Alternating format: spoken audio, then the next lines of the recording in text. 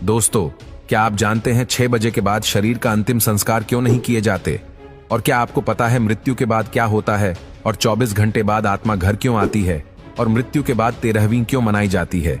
क्या 13 दिनों तक मृतक की आत्मा घर पर रहती है? नंबर 1, मौत से कुछ घंटे पहले इंसान के पैरों के नीचे से और सोल चक्र डिस्कनेक्ट हो जाते हैं। मतलब इंसान का धरती से कनेक्शन टूट जाता है और पैर ठंडे पड़ जाते हैं। नंबर 2, मरने के बाद इंसान का उसका संपूर्ण जीवन जन्म से लेकर मृत्यु तक फ्लैशबैक की तरह स्पीड से दिखता है। अकॉर्डिंग टू साइंस ये सपना लगभग 7 मिनट का होता है।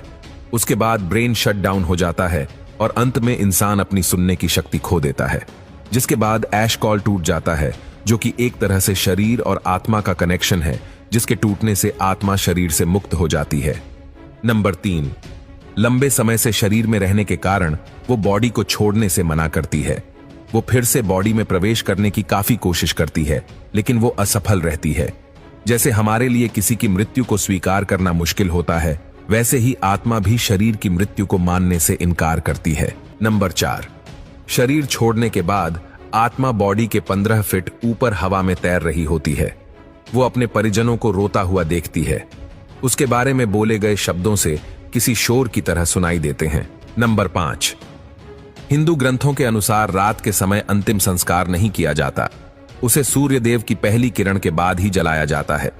अगर किसी व्यक्ति का अंतिम संस्कार रात को किया जाए तो उसकी आत्मा प्रेत योनि में प्रवेश करती है, जिसके बाद वो सदा के लिए हमारे डायमेंशन यानी कि आयाम में भटकती रहती है। नंबर 6, मृत्यु के बाद शव को एक पल के लिए भी अकेला नहीं छोड़ा जाता। अगर शव को रात भर घर में रखा जाए तो संपूर्ण परिजन रात भर शव के पास जागते हैं। एक बार एक गांव में एक शव को कुछ पलों के लिए अकेला छोड़ दिया गया, जिसके बाद बाहरी प्रेतों ने उसके ऊपर कब्जा कर लिया और मृत बॉडी ने पूरा गांव जला दिया। गांव में हनुमान जी का एक मंदिर था। मरी हुई बॉडी जैसे ही हनुमान जी के मंदिर के सामने से गुजरी, उन आत्माओं ने हनुमान जी की मूर्ति देखी और फिर डर कर उस बॉडी को छोड़ दिया। तब से लेकर आज तक कोई भी डेड बॉडी को अकेले छोड़ने की गलती नहीं करता। नंबर 7, अंतिम समय में 2 यमदूत आते हैं। वो मरने वाले के साथ जैसा उसने संपूर्ण जीवन लोगों से व्यवहार किया था, ठीक वैसा ही व्यवहार उसके साथ करते हैं।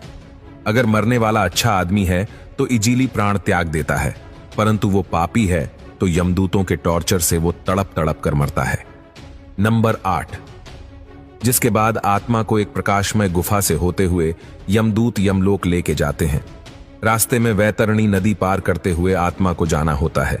ये नदी आग से लथपथ होती है। जिसने अच्छे कर्म किए हैं वो इजीली इस नदी को पार कर लेता है, लेकिन अगर कोई पापी व्यक्ति है तो उसे काफी पीड़ा भोगनी पड़ती है। नंबर 9, उसके बाद उस आत्मा को यमराज के सामने खड़ा कर दिया जाता है। फिर चित्रगुप्त जी उस व्यक्ति के पाप और पुण्य का लेखा जोखा यमराज के सामने रखते हैं। उसके कर्मों के आधार पर उसे स्वर्ग या नरक भेजा जाता है। गरुड़ पुराण के अनुसार कुल 36 प्रकार के नरक है। यहां बताई गई यातनाएं किसी की कल्पना से भी खतरनाक है। नंबर 10, अगर कोई व्यक्ति सुइसाइड यानी आत्महत्या करके प्राण त्यागता है तो उसे और भी कठिनाई सहनी पड़ती है, क्योंकि उसने निर्धारित समय से पहले ही हार मान ली। यह शरीर हमारा नहीं है, यह किराए का मकान है जिसे कुछ समय के लिए यूज करने के लिए मिला है।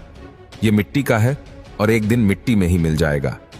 नंबर 11, गरुड़ पुराण के अनुसार हमारे वास्तविक जीवन में किए गए हमारे कर्म ही हमें नरक दिलाते हैं। उसके बाद अगर कोई साधु या तपस्वी है तो उसे मोक्ष की प्राप्ति हो जाती है। नंबर 12, सबसे बड़ा सवाल, ये सब बातें हमें कैसे पता? गरुड़ देव जिनका बल अतुलनीय है, वो अकेले 700 इंद्र को पराजित कर सकते हैं। गरुड़ देव स्वर्ग से अमृत कलश लेकर उड़ गए थे, लेकिन उन्होंने अमृत पान नहीं किया। उन्हें बिना अमृत के ही अमृता प्राप्त हुई। ये वरदान उन्हें स्वयं श्री हरि नारायण ने प्रसन्न होकर दिया था। गरुड़ देव तो अमर है, उन्हें नहीं पता कि मृत्यु के बाद क्या होता है। इसलिए जिज्ञासावश उन्होंने श्री हरि नारायण से यह प्रश्न पूछा, और इसी विज्ञान को हम गरुड़ पुराण के नाम से जानते हैं। भगवत गीता में श्री कृष्ण ने कहा था, आत्मा न तो पैदा होती है और ना ही वह मरती है। वो तो सिर्फ वस्त्र की तरह एक शरीर से दूसरे शरीर में प्रवेश करती है। मृत्यु तो केवल शरीर की होती है, आत्मा की नहीं। ये जीवन मृत्यु का चक्र यूं ही चलता रहता है। इसीलिए don't die before you are dead, मरने से पहले कभी मत मरो। अंतिम समय में राम नाम सत्य है, इसीलिए कहा जाता है क्योंकि वही संपूर्ण जीवन का सार है।